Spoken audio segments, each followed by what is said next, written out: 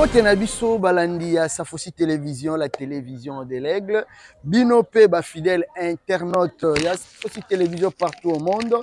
Nenge kaka tolobaka ke tokendaka koluka ba information awa tozali na province ya Congo central na cadre ya ko sala ba recherche ko talela bino ba richesse nini evandi na ba province na biso. Boko remarqué que sika tozali ezali lokola likolo ya ngomba yango nde tokobeta masolo nde tokoyoka mutu akopesa ba explication. Lelo tozali na ville ya Matadi elongo na ndeko na ngai Théophile tokiti awa poto memela bino ba découverte tango mususu oyoka yango kaka langa nzembo moka yemba, mais lelo tokomi bo vivre yango na ba image. Je crois confrère nanga kozanga mwa lilobate na esika oyo. Merci beaucoup Dino. Awa on a site Belvédère. Un site vraiment historique pour Nambo Canabiso. Non seulement pour Nambo Canabiso, mais aussi pour l'Afrique centrale. Donc dans quelques poussières de secondes, né le guide Yassika Oyo, bêta masolona comme ça, les téléspectateurs, les internautes, tout le monde va comprendre le pourquoi il y a des déplacements dans le site Oyo Babengi Belvédère. Vraiment merci ndenge zalaka to benga les guides de Ronabisa ya ko pesa explication ya solo oyo yende ayebi lisole uti wapi ba réalité zalini ni mbote ndeko mbote papa balandi na biso bakoyi koyeba yo kombo et puis responsabilité na on a site Belvédère. Merci kombo nanga monsieur Malembi Tukenga Serge naza guide vraiment naza guide touristique na site Belvédère donc précisément na Congo central na ville portuaire ya Matadi. Vraiment tolingi biso o tozo découvrir na balandi na biso bazali ko découvrir site Belvédère. Premièrement na kati ya historique origine na yango eloko nini esali ke ezala site pe babenga ona kombo ya Belvédère. Ok, merci par rapport à question toningai eloko nini esali babenga ngo site. D'abord na sima na biso tomoni eza na monument o. Donc monument o déjà nde yango nde esali ke e valoriser esika o. OK. Et Belvédère eza expression italienne oyo. Excusez-moi continuer na yo. Tomoni monument yango mais na forme neti ya tombeau, neti cercueil, neti nini je crois. Nenge ba explication pe ça o meka pe ko éclairer balandi ya Safosi Télévision pe biso ba oyo toza sur place. Ok, merci. Comment na monument na biso bo eza na forme ya tombeau mais eza nango tombeau te ba bombi mutu te. C'est juste en mémoire ya ba koko na biso nesu ba kufaki pendant qu'il construisait la voie ferrée Matadi Kinshasa. Et construction est bandaki le 15 mars 1890. Aussi ça le 16 mars 1898 na gare centrale Kinshasa. Une petite précision. La construction du chemin de fer. Oui. Ah bah ici biso que il y a Liboso et Tongami en Afrique centrale. Oui. Oui, donc chemin de fer il y a Liboso et Tongami en Afrique centrale donc pas na biso nde awa. Ah donc RDC ezamboka ya Liboso en Afrique centrale batongela chemin de fer. OK. Ba travaux e bandeli wapi pe sukeli wapi? Ba travaux e bandi na port na biso ya Matadi na gare na biso wana kino na Kinshasa. Kino na Kinshasa. Oui. Okoko yeba timing yango ezwaki. Ezwa 8 ans du 15 mars 1890 au 16 mars 1898 na Kinshasa. Donc 8 ans. C'est la biso no betela biso mo historique na yango ndenge bandaki na les différentes étapes ti yao comme la gare centrale na Kinshasa. Ok, merci. Nde yango comme na bandai ko yebisa bino et monument au basalon en mémoire ya bato nyos bakufa gitango bazotonga chemin de fer Matadi Kinshasa.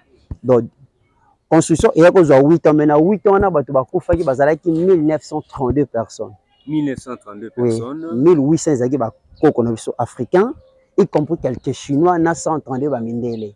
Siko lokwa toza na cimetière te pona bango yango nde basala monument na biso na forme tombeau en mémoire ya bato nyonso wana bakufaki pendant qu'il construisait la voie ferrée Matadi Kinshasa.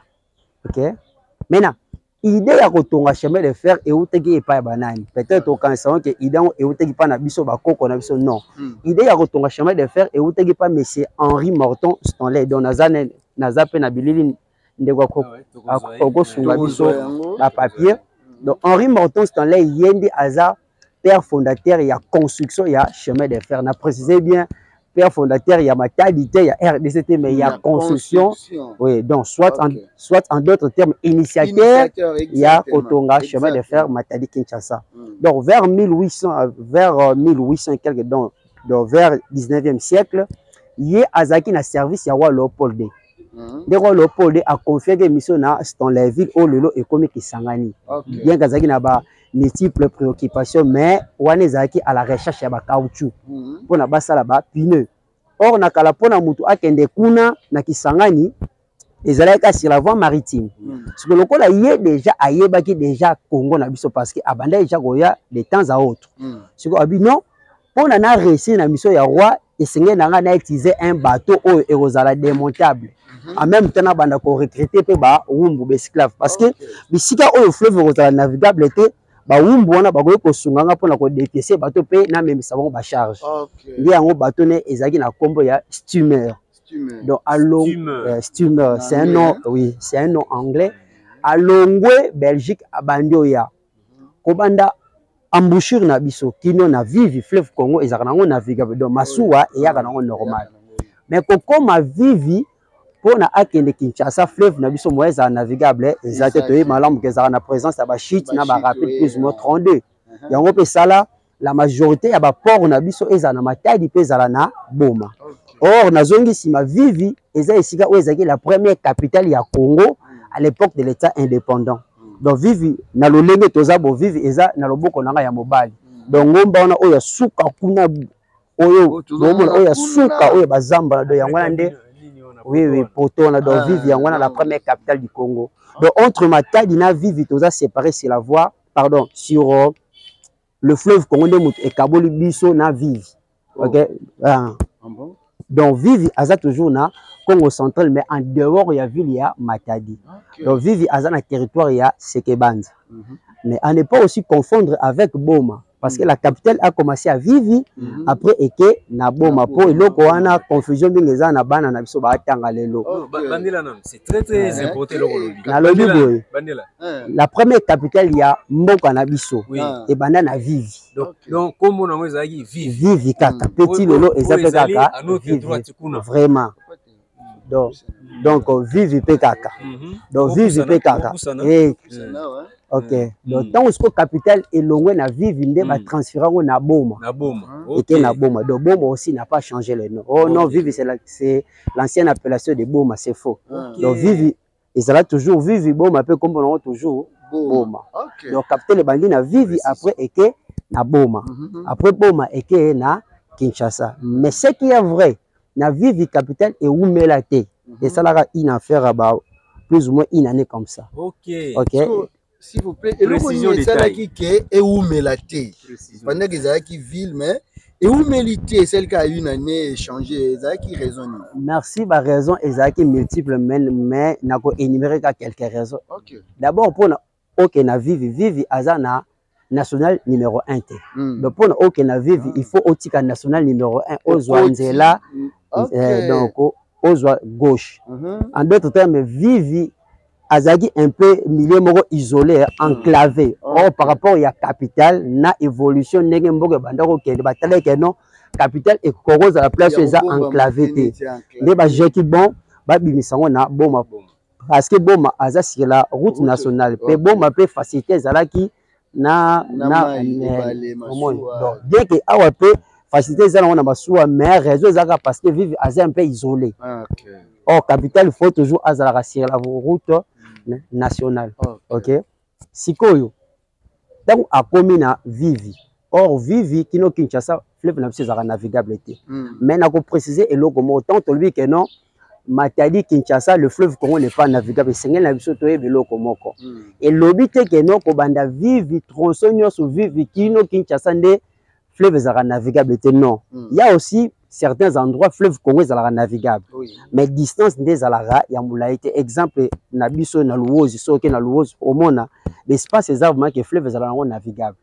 OK donc tant balobara Matadi Kinshasa le fleuve n'est pas navigable. Eza bisika musu fleuve zara navigable mais trajet eza vraiment ya molayi te. Okay. Soki ye akomi bon tango abanda kokoma na vivi tango akomi na vivi azwi bato na ye adepiese yango. Akabolongo biteni ya ba 30 kilo pona amemesa ngo ba esclave oyo azalaki na bango. Oui, donc bon mon nango na ba photo na mutu azaki obligé amema 30 kilo sur la tête bazolongwa vivi kino Kintsuka pêcheur Kinshasa na makolo.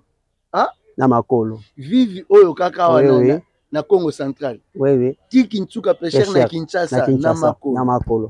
Bah ça la 20 jours de marche à condition na makolo. Oui, 20 jours de marche. Oui, mais bon, seulement mais ezaki marche moko conditionné. Vraiment. Donc à condition que vous devez parcourir 20 km par jour. Et yemo ba meme na Chipoi. OK, donc ba komi Kinshasa azui bato na asangisi yango atie na ma ekino Kisangani. Tango koma pe na Kisangani faut ba koko na biso ba keluka ba caoutchouc na zamba. Et si c'était prévu na moto amema exemple 30 kg ya caoutchouc par jour, ce qui même moins de 30 kg à katio maboko. Ezaki ndengwana. Et bébé siko lokola mission na ye abandako ya ebandako zwa ba temps mingi. Or na Belgique bazaki déjà na concurrence moko loyale ya ba fabrication ya ba pneu siko imaginez-vous moto ayeko luka ba caoutchouc aye aosa ja bane azonga balamba yango basa ba pneu donc il prenait beaucoup de temps. Dès que c'est dans les temps azongi na Belgique abi non roi système auto travailler au exactement moins rentable c'est mieux de changer méthode mususu ya travail au lieu que bato ba maka charge. C'est mieux que ton chemin de fer, c'est la partie qui est non navigable, Matadi, Kinshasa. Nde yango aloba na lycée, c'est moko na slogan au tozomini na kelasi. Sans le chemin de fer, le Congo ne vaut pas un penny. Et penny tozolobela na ko précisant be penny ezambongo ya mabende ya ba anglais. Donc penny ba pièce monétaire ba makuta na biso. Donc sans le chemin de fer au Congo et kokani kutuna mbongo wana te. Donc aloba ki pourquoi par rapport ya rendement oyoyo caoutchouc et bande ko pesa na temps wana. Ndia peki likanisi ba tonga chemin de fer Matadi Kinshasa. Or autant azo pesa idée wana là nous étions encore au royaume Congo. Bien le royaume Congo est déjà en plein déclin vers 1884. Bien que trop côté na muzindo te d'où le roi Léopold II azaki na makoki te ya kotonga chemin de fer awa parce que mabele oyo ezalaki ya yete. OK, nde singelaki basala ba oyo nyonso basala pona ba convoquer la conférence du Congo à Berlin. Et après qu'on convoquer yango nyonso toyebi oyo ekomelaki biso na sima. Et au royaume Congo eyaki kolongwa royaume Congo eyeko koma état indépendant du Congo. Nde na tango wana nde roi Léopold II 5 ans après conférence à Congo à Berlin nde bayeko banda construction ya chemin de fer du 15 mars 1890 na port na biso ya Onatra. OK, donc bien que port ezalaki na onté wana mais premier coup de pioche et puis ça maki na entrée ya port à Onatra na immeuble Ami Congo. Na monsieur Charman, il fit un belge toujours. Oui, si comme muta banda ko financer construction na azaki un banquier belge na kombo ya Lambert. Nde lolo toyoka phénomène banque Lambert. OK. Donc origine vraiment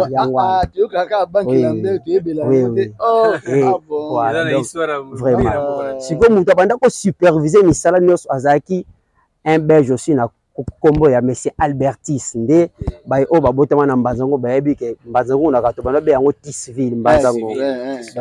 Donc monsieur Albertis yene mutazaki superviser ya construction ya chemin de fer Matadi Kinshasa babandi construction Matadi Kinshasa eteni o eza na mopanzi na biso eteni oyo babenga yango vallée de la mort.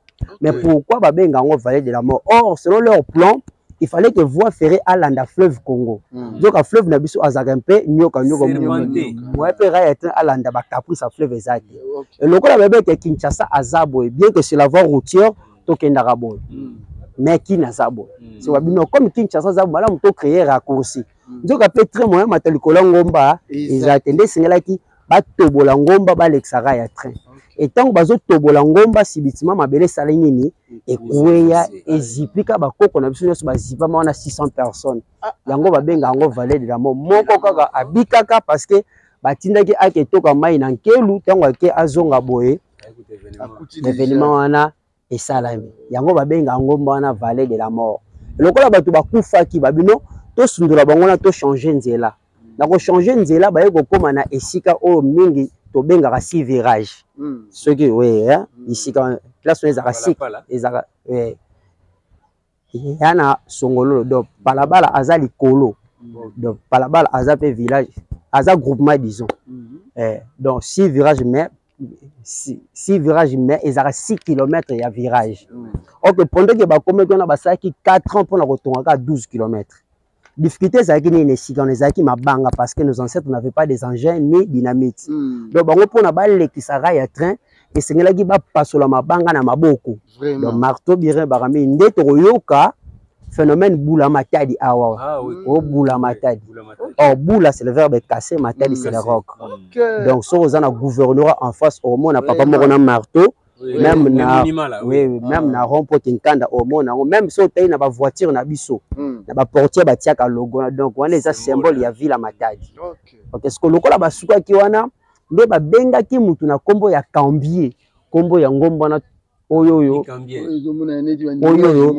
to benga oui pic Cambier parce que pic c'est le sommet Cambier ezali kombo mutu Ernest François Cambier. Mais le vrai nom de cette montagne, c'est Mongo Wanzululu. Donc Mongo, c'est la montagne Nzululu la plus haute. Ce qu'on dit, c'est M. Cambier Azaki géomètre. Est-ce que Alouaï a s'installé dans le sommet altitude d'abord c'est 502 mètres d'altitude. 502 mètres d'altitude. Donc c'est la montagne la plus élevée dans la ville de Matadi. Ils appellent la commune ya Nzanza. Et pardon, il y a Matadi, pardon, Ngombawana. Or, Awa, tu as la commune Nzanza. L'altitude d'ici c'est 294 mètres par rapport à la mer. Donc c'est presque x2, il y a presque tout ça. Il y a presque. À peu près. Dès qu'on a Matadi Ngomba, atala comment faire pour na ba contourner ba difficulté ne ba kutanaki na on a 6 km à virage. Tant on mati ayo ko mona mai ampozo. Abino comme na moni mai ampozo e boni malamu raya train alanda ne ka mai ampozo. Or mai ampozo a utaka na Angola pour se jeter au fleuve Congo. Si ko pona ba kota na Angola te, il fallait ba koko na biso ba banda ko pindula ba raya train ba kitisa ngo toujours pembeni ya mai ampozo. Abandi olanda mai ampozo ba toboli ngomba oyo ya liboso zela Kopikola, c'est-à-dire quoi? Kopikola donc balongoli ba rayo déjà batiaki balongoli yango à l'aide de quoi? Na maboko balongoli na boko donc ba déboulonner ba vis wana balongoli yango après ba kitisi raya très pene ya maya pozo ba toboli ngomba oyo après baluki bazongi Kino Kinshasa. Donc, les tunnels. Vraiment tunnel. Donc, tunnel de Bosso échoué que ça qui awa, mais na sima ya ngomba on de ba ko réussi pour ça la deux tunnels où ils ont mesuré 1,5 km. Ba ça on a maboko et pas ya ba koko na biso. De ba aussi ça na gare centrale le 16 mars 1898. Et tant oui, donc si fallait que ça essai technique. Et mutu ya yambo akumba train Matadi Kinshasa comme les amis c'est Nicolas Cito. Nicolas Cito. Azaki italien. Quand Cito Kauka vraiment yangwana. OK. Desco voilà histoire tant basili ici babino tozo on a biso poto mais toi assurer que la transaction ba matière problème. Ce biso to koyaka Congo après 50 ans pour fêter 50e anniversaire. Na boyeli na bango nde ba memela biso monument oyo le 27 juin 1948 ndenge za. Donc basala yango kuna. Basala yango kuna. Na kilo nango. Oui donc bazui ba matière première pa na biso, ba ke nango na poto ba lambi yango nde ba yeli biso yango. Donc oyo eza cuivre, oyo eza marbre, toujours ba matière na biso. Et comme quelques souvenirs si Matadi to na port on attrape parce que les bateaux bande ko accoster wana de hôpital ya Kinkanda. Batonga ki hôpital wana uniquement pour na ba soigner bato bandoko tonga chemin de fer parce que ba soins appropriés vraiment ils alagité. Donc de au moins bato ba kufaki belé ezaki ba fièvre jaune, ba variole, ba dysenterie, ba beriberi. De ba bino olé que bazar toujours acheminer en Europe sur la voie maritime. C'est mieux ba tonga hôpital mais à condition hôpital wana ezaki divisé en deux pavillons, l'un pour soigner le blanc, l'autre pour soigner le noir. Ils ont géré na bassière catholique. Yango pe bango batonga Sacré-Cœur de Kinkanda. Donc c'est la première église catholique dans la ville portuaire de Matadi. Voilà histoire autobetara ndenge likansia rotonga chemin de. Emini bayo ko exposer yango awa. Na or tu vas na sommet le plus sommet Il y a 500 combien? 502. Le 502.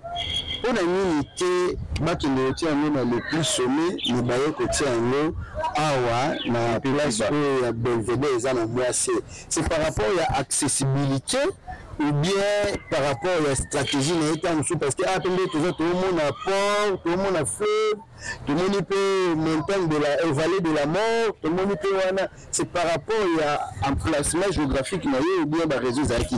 Bon, la réseau Zaki est donné au moins plus combien il y a juste la frontière entre RDC et l'Angola. Mais awa au centre. Donc awa au centre matadi. Donc côté ozomona Kenkanda, côté ozomona Nzanza, côté ozomona bien mais wana azana ye libanda. De place ils ont la facilité de commander bisika plus proche par rapport à Kuna. Tu dis que site awa ils ont l'état ils ont privé à particulièrement comme Fisika eux ils ont le plan de l'état. Ils ont géré le ministère du tourisme donc ils ont le plan de l'état qui reste à un partenaire de l'état. OK donc ils ont bon, comme les sites touristiques, que nous avons une explication, moi j'y peux, et ça la rappelle bien, moi l'idée, moi tabapé, parce que nous avons ça, mais ils ont le temps où il y a l'État. Ok. D'accord, il faut compléter, et nous on dit que il faut nous mobilité, comme ça, tout aussi ça me sera les. Bon, et nous voyons les Ezakaka, dans le gouvernement congolais, je crois bien. Moni ba illusion biso mingi na berere na ba histoire nde mona biloko le tsela mingi na ba kono ni ba ka que non vive c'est l'ancienne appellation de Boma voilà si cet élément si tout cet élément là et nous koana déjà d'abord première erreur que singeli petit la bana ba ya ko la vraie histoire de leur pays et de deux moni mene ceux qui mene peuple congolais avec se retrouver de pourquoi parce que pourquoi dit un peuple sans histoire. La place c'est la Révolution française. Moi, je resterai congolais jusqu'à ma mort. Charlemagne, je n'ai rien à voir avec Charlemagne. L'histoire n'a pas c'est une bataille. Dinakou Vazala Dinani, on a combien de provinces. Donc, journaliste retourne à moi la classe, ou bien papa, quand même, bazan ensemble. On a combien de provinces. Alors, on a 26 provinces, mais quand il y a un chef à chaque province. Mais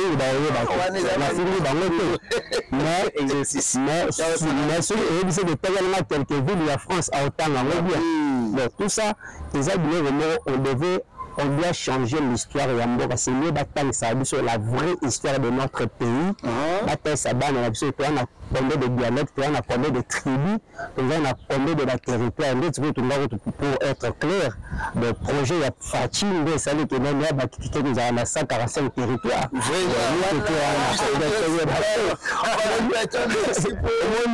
Il y a projet, on a un programme, 145 donc déjà, on a aussi un gouvernement à s'impliquer. Bataille, c'est la mission l'histoire de la RDC. Et vous avez raison, on continue, papa Nangaï.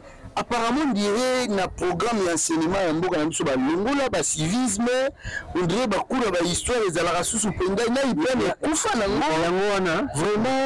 vraiment, monsieur le guide, après ces précisions, après ces mbela, na bakambi, na exécutif, na gouvernement, ils ont la préoccupation de ma casse. C'est ça. Biso, en principe, si ben a besoin d'école primaire, il faut les 4 langues nationales. Ne serait-ce que la notion élémentaire, il y a la langue nationale, bonne santé, la mouki. L'anglais. Oui, c'est vrai. Mais là, par exemple, dans la classe. C'est bon. Et c'est un sens. Nous sommes postés à Nzam. Journaliste, et ça la passe. Nous sommes quand ça se dit, nous avons français.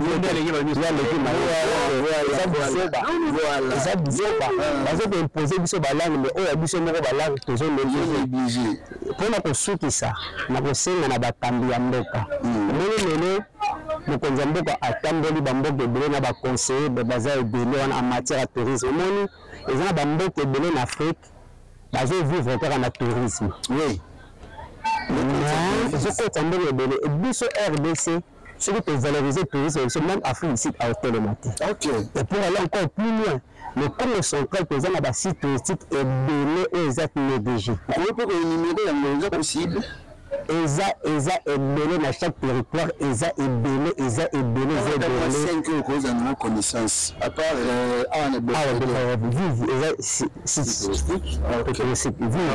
eza monument opportun monument oyo bakoko na biso eza site touristique premier barrage na Mpozo eza site touristique Bikambie eza site touristique soki ozwi kaka ata port eza site un port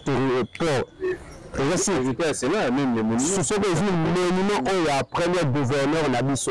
Mwanda Vitel, ils site. C'est le Chimpu, ils site. Chimpu, ils site. Donc, ils ont na site belé où école kokoti la biso ndongo na province mais sans pour autant total la ba minerai tout la belé remuso pour valoriser ba site touristique. Ceux qui na libélo, ils ont na site belé où lelo que efandi et produits et comme rete. L'État celui à s'investir na ba site à promouvoir yango tofungoli bagence omona te mindele bazolenga bafrance bazofuta bambongo ebele baye eloge bango mpe na bahotel ya biso ya malonga tozovendre image na biso eleke tolekisaka na bachaine na biso beno bakolona basalaki beno tovalorize mpe image na biso.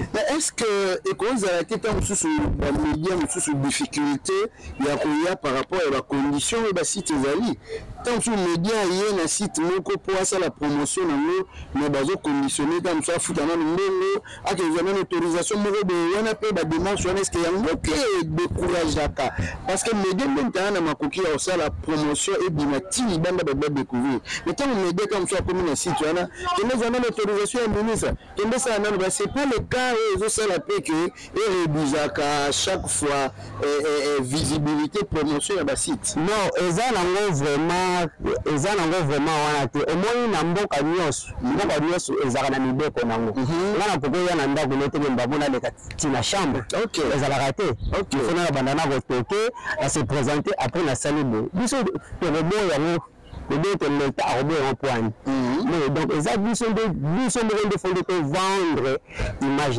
Exactement. Ils sont de fond de vendre l'image. Ils sont même à deux mots. Ils sont de image. Il faut valoriser côté positif, toujours plus pour la valoriser le côté négatif.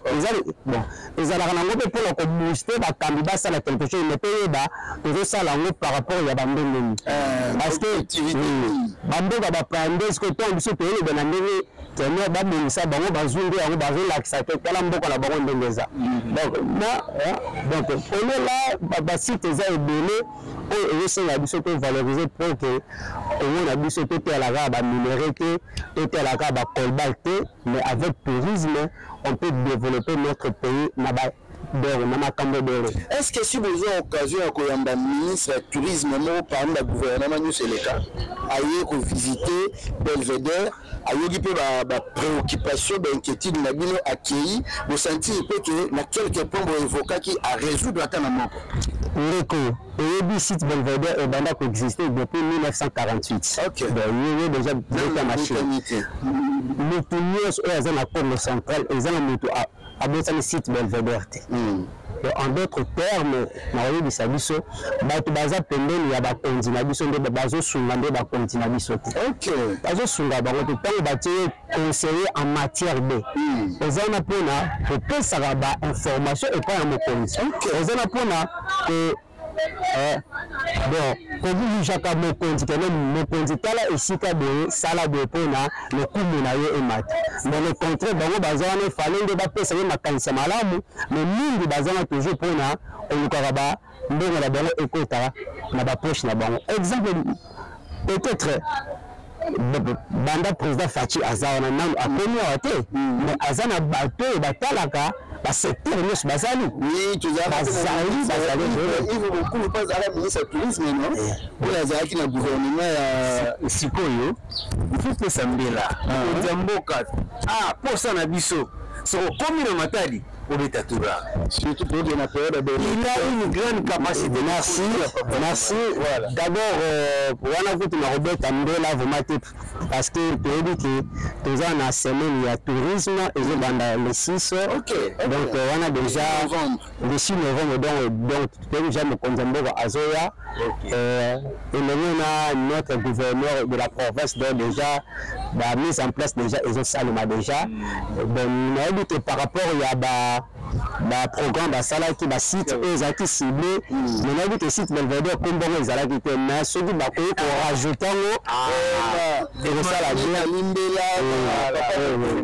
rajouter et ça là ceux qui le voient la liste Belvedere et Salah qui était si possible dans cadre il y a découverte Oyo bon qui s'allume sur le site Belvedere parce qu'il y a un site peu stratégique et puis historique il y a une histoire il y a Makasi ndeko tu dis que tout dans un site awa vous allez appeler la production par exemple musique mobile kobeta tout le monde a produit théâtre moi des événements d'activité à genre on a culturel parce que ça m'a rappelé bon l'activité culturelle et ça le manango mais pas vraiment fréquent et ça le manango mais ils ont vraiment fréquemment donc ils ont des circonstances et ça le manango parmi les visiteurs au Bouambaka la statistique na bino okoki koyebisa biso soki eza possible to il y a ba visiteurs ba étrangers bana matadi ba tapela ba province mususu la Kinshasa par rapport à statistique wana ba visiteurs ya ba place ni ba place bon par rapport à statistique il y a un nombre d'européens ba nous pense que ba comprendre notre tourisme OK et les deux à part ba étrangers to ndamini ba Kenya pour ba Kenya vraiment le na bakina parce que un qui n'a celui à outils aye matadi donc Belvedere n'a pas maréchal wana ça serait obligé obligé bayaka mais par rapport à matadi bon tala agezanda kuna bango na yinjera kene quand tu as dit bana miketo banda go sakana mais ba utaka banda et c'est dernier temps sous la moi sous un vent nouveau économique na bakatani pe ba komo ya minga bande ko na biso donc c'est baye parce que dans le peu donc baza ma face na ba domaine donc to komi na biso na suka to komi na biso na suka to yoki o kokai koloba na to tout na eloko moko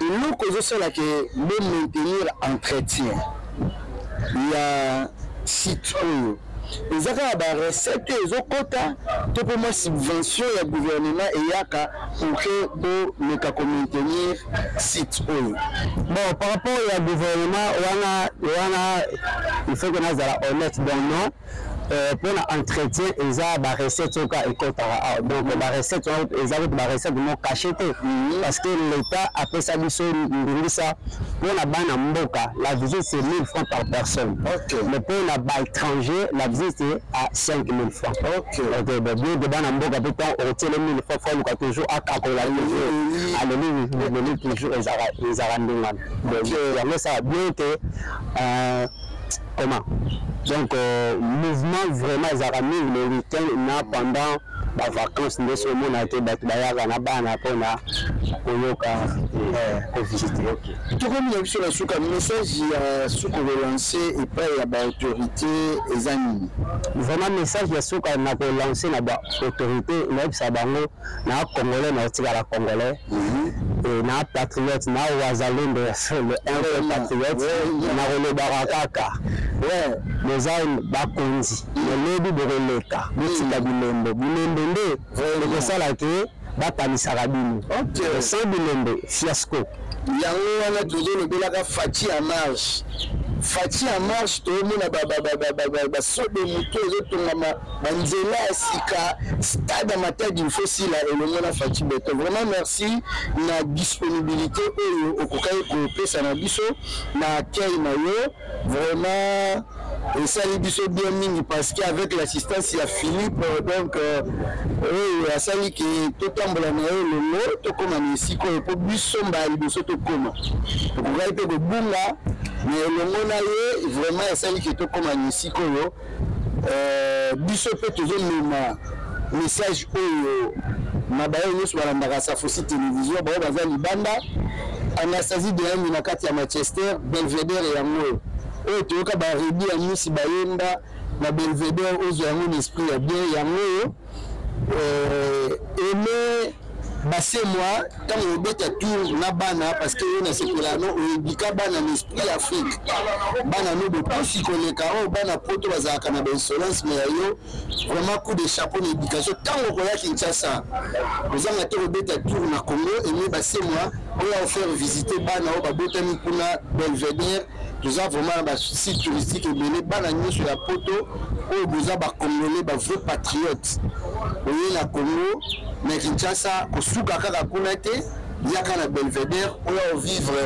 richesse et histoire ya mboka et ba chemin de fer to libaka chemin de fer nzela ya train et ça la magindenge ni initiative utakiwa d'inspiration utakiwa vraiment tozali de cœur nabino tozali na service nabino merci la chef de l'état oyo à Joaquin Nikanisi à développement à 145 territoires et le bandi ko permettre la place qui la visibilité qui a cause il y a développement à la base et comme ça la que province nous so abanda pe ko dimisa moi ba site na ye histoire na ye et permettre de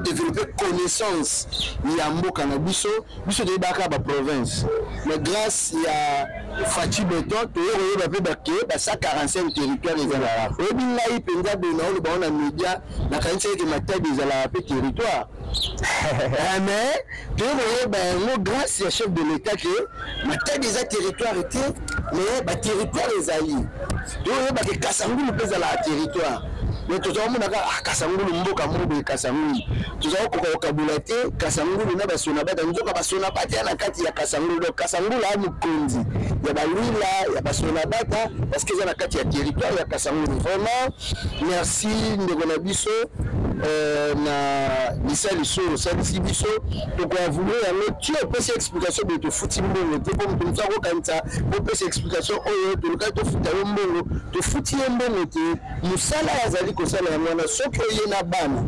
akolimbola ka ninga limboli biso au moins na azwa connaissance papa maman yo mo reposa na connaissance ote biso to zimelo yaka na Belvedere yaka na bana 1000 francs même pas 0,5 $, même pas 1000 francs, même donc ils ont un taxi, ils ont un Kisasa de Tambolarago, ils ont un taxi à Victoire Timola au foot 1000 francs. Mais or 1000 francs, ceux qui ont mais si quand on foot yango, moi j'ai connaissance. Connaissance on a pu aussi essayer comme ça. Vraiment merci to comme na biso na suka. So papa te mbote ya opé ses amis et opé mbote des annoncer magazine na biso. Merci beaucoup. On oublie déjà nyonso to comme na suka. Un grand merci à bato nyonso bazuli beaucoup ya kolanda biso et puis le prochain numéro to sera la prochaine fois. Et surtout, excellence sur des programmes sur votre chaîne. Merci. Bye.